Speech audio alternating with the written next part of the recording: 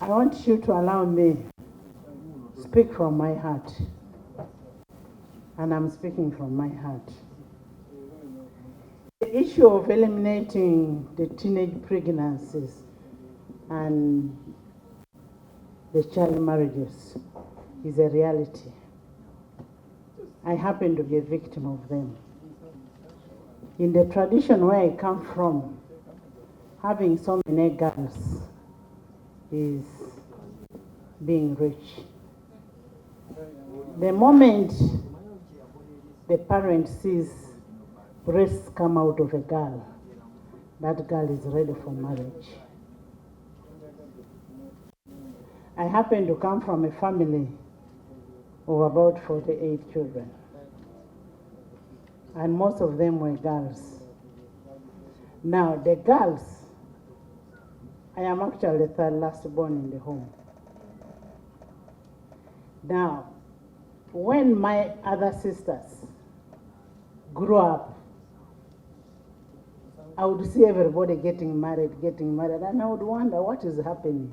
Kumbe, that was the riches that was there. But one time I happened to ask my sister, "You're young.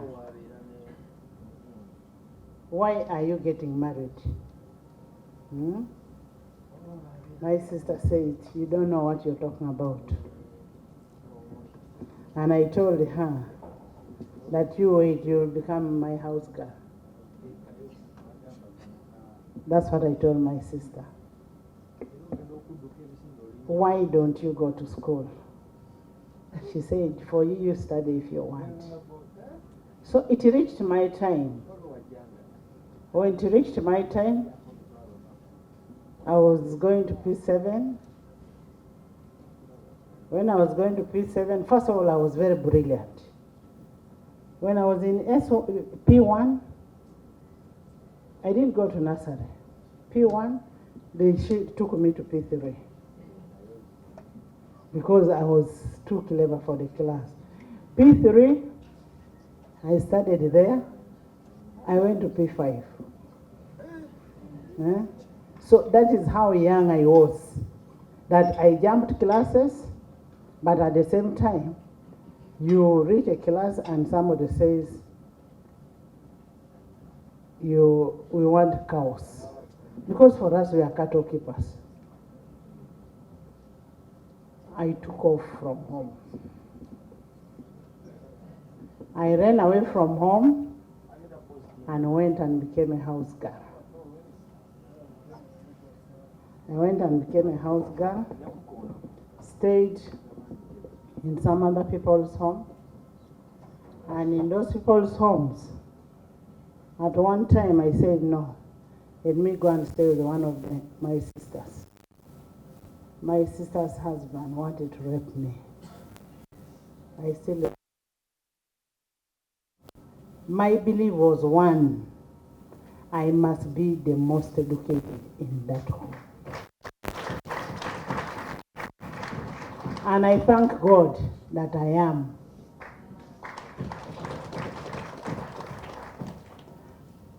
First of all, there was nobody to pay my fees.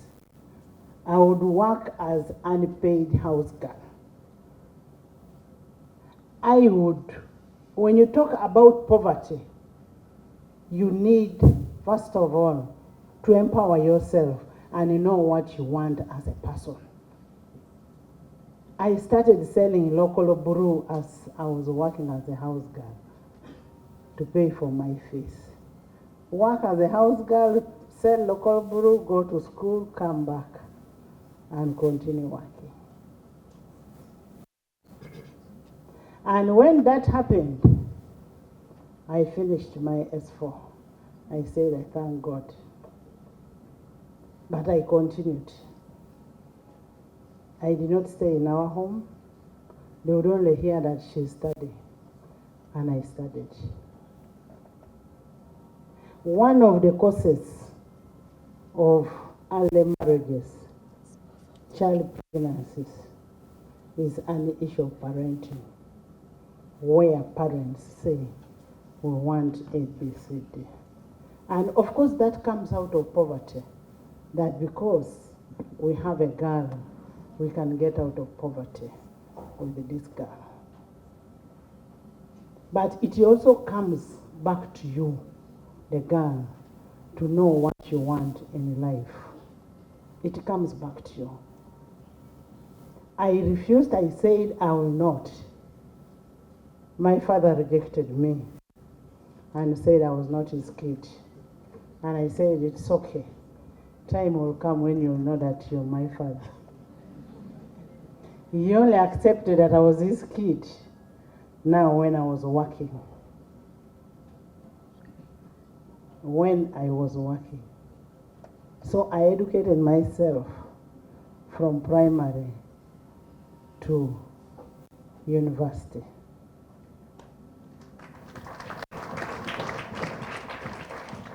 I paid my fees up to S6.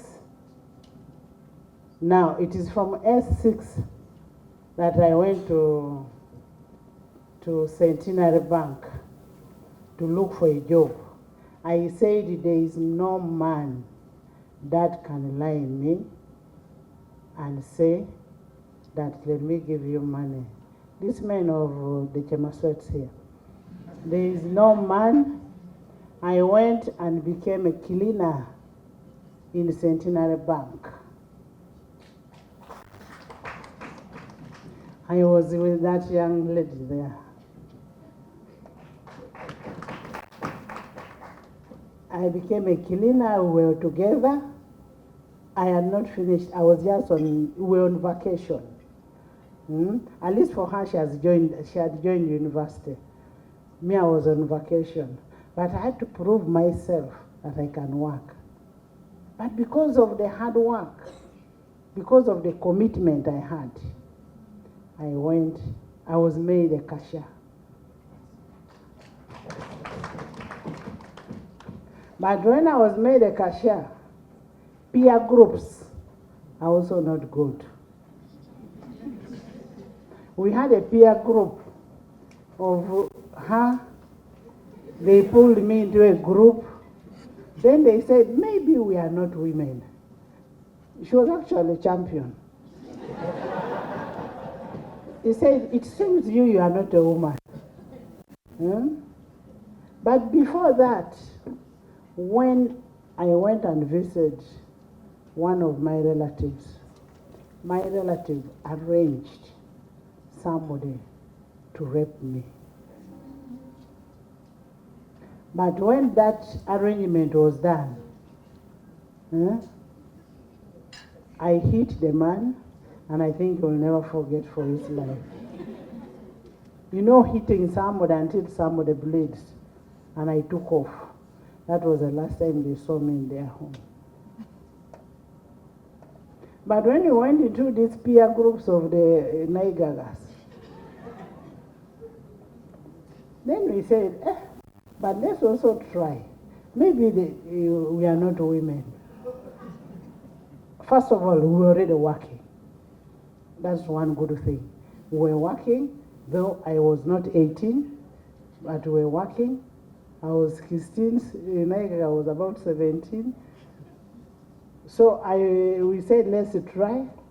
I tried, and that is how I got my firstborn, who is like my son, my brother. My firstborn is like my brother. So I want to tell you one thing. You can be taken through all of that, but the resilience to move on is very important. The resilience to move on is very important. As Parliament of Uganda, we have passed all the important laws that try to safeguard our girls. And these boys, these are the boys who are going to become your in-laws. These are boys who are coming to marry your girls. So you should not have a useless in-law. So we need to empower both the boys and the girls. And once you empower them, then you know you'll have a good society. And I want to tell you, Parliament of Uganda, I want to really thank Parliament of Uganda, we've advocated for this. The issue comes on implementation. The issue of implementation of the laws that we pass as Parliament of Uganda. Now, when it comes on implementation, stakeholders will need your help in making sure that this is done as required. And on a special note, I really want to express my gratitude, deepest gratitude, to UNPFA and all the development partners for supporting the numerous humanitarian causes. Even in the face of few disagreements, what matters is, are we serving humanity? I want to thank you so much. Can we clap for them? I want to thank you so much, and all the other humanitarian bodies. And I want to tell the youth who are here, what is important is the zeal that you have, the commitment that you have. And for you to know that a girl is a girl, you're a kid. This business of saying we are using contraceptives is very, very bad. Why does a young girl go and start using pills, start using what? When you're young, just know that you're young. No, you're young, time will come when you'll have all the fun that you want. The parents that we have also should encourage our children to live in that kind of life that when you're a kid, you're a kid. Time will come when you'll reach a moment. If you want to get married, get married. If you want to stay, you want to become a nun. At one time, I felt like I should become a nun. But I would be a very good nun.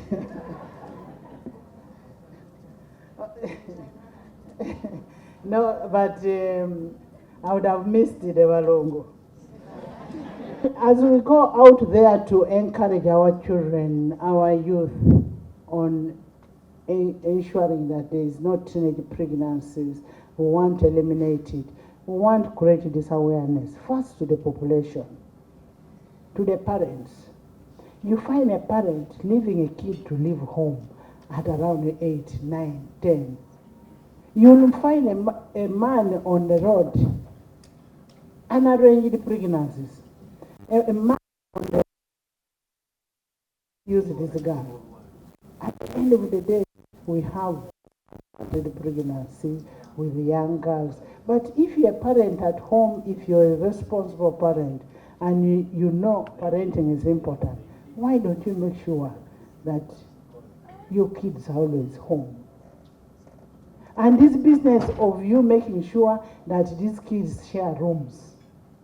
You have girls here, the boys, and you allow those kids to share the rooms. I have a story of how a brother impregnated sisters. They know that they are brothers and sisters.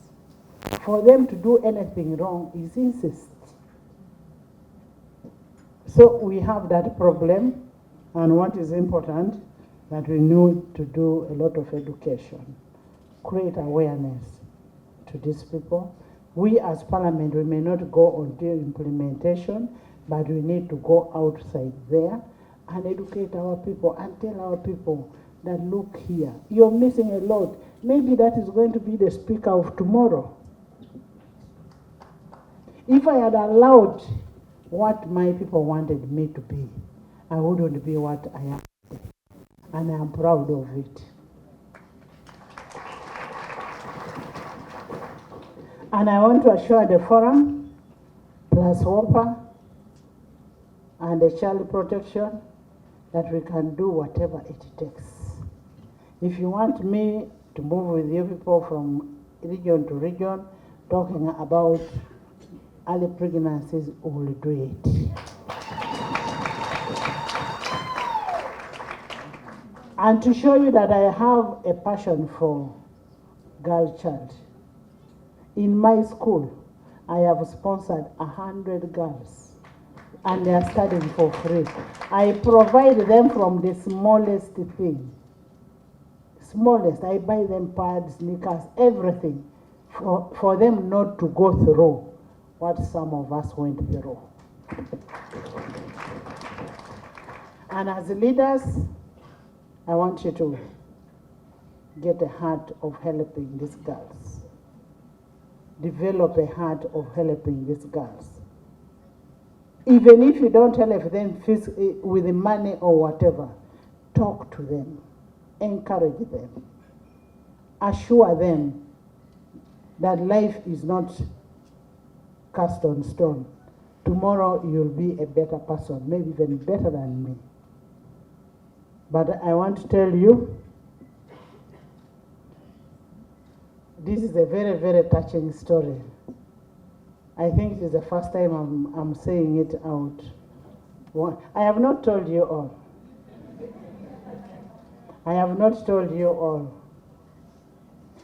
The next time I'll give you the full version. I'll give you a full version of it. But I am just telling you what matters is how do you get out of it? How do you move on? How do you now? I grew up with that hatred of men. And why did I hate the men? Because it is a man who was trying to force me to get married. A man who was a husband to my mother. I actually stopped calling him my father. I said my mother's husband. That is how it reached. But after some time we got back and said, Daddy, don't you see? Now you're and that now we got back when I was now in Centenary Bank and I was lecturing in the university. And I would tell him, would you have a senior don if I had gotten married? So we really need to talk to our children, talk to our girls, and make sure and make sure that they accept what it is. And we want to thank the development partners from the time they started their work, and also thank Ministry of Education that they have been able to make some tremendous change, that the percentage has reduced as we try to end. Let's first try to reduce further, because we cannot just end from nowhere. It will still continue, but let's try to do our best to limit it before we end the teenage pregnancies. And I want to promise the young ladies that were here that your message has been well received. And your message has been well received, and we'll make sure that we do what is contained in the message.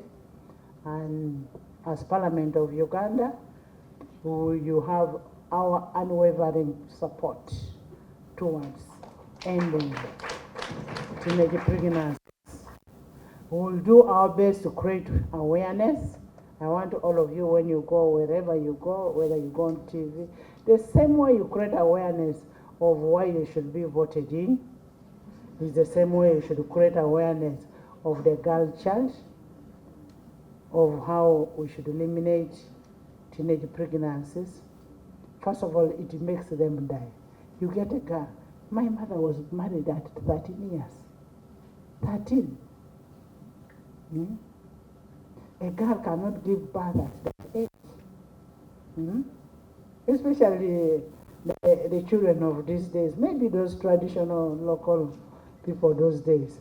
But now these girls of these days, that's why you find so many girls are dying. So we need to create awareness.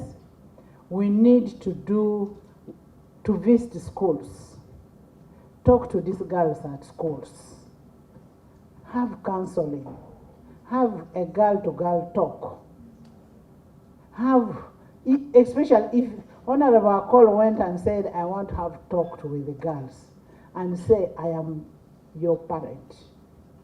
Because you, who is going to go for these girls, Honorable Chemaswet, just imagine that this young girl you're going for is your daughter. Now you're sleeping with your daughter. But if you, a man, went and talked to these girls and say, I am talking to you as my daughters. If Sarah goes and talks to the boys and tells the boys, I am talking to you as your mother, this wait for time for you to grow. When you grow up and able to sustain yourself, you'll be able to do whatever you can do. You can create a family. First of all, in Uganda, we respect family values. And there is no way you can, it is always our pride that somebody has got a family. So when they grow up, we are the first people to celebrate that our children have got a family. And then we also need to talk to our elders, especially the development partners and the politicians. Talk to our elders on the issues of the tradition. The issue of tradition is very, very bad. Of saying, for me, so long as I have girls, I am rich. It is not girls that bring riches. We actually have a song that everybody enjoys when they sing it in Luteso. They call it a Mali. I see so many people dancing that song and you don't understand what it means. It says that it is good to produce a girl. Once you have a girl, you have a Mali.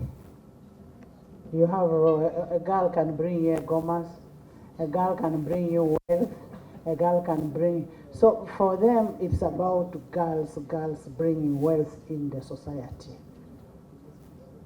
Whether you're educated or not educated, it's about this young girl bringing wealth in society. I have one of my girls, my daughter, she's now above 18. But she has to ask me when she's going out. I have to know who she's going out with. I will not give you the freedom that because you're above 18. No. So long as you're my daughter, you have to tell me. Because if you're still in my house, I am still in charge. I am still in charge. So we have to be very strict on these children. They may not like you, but you have to be remembered for one thing, that I impacted in your life. On that note, therefore, I want to take this singular honor of declaring the official launch of Uganda Parliamentary Forum to end child marriages and teenage pregnancies.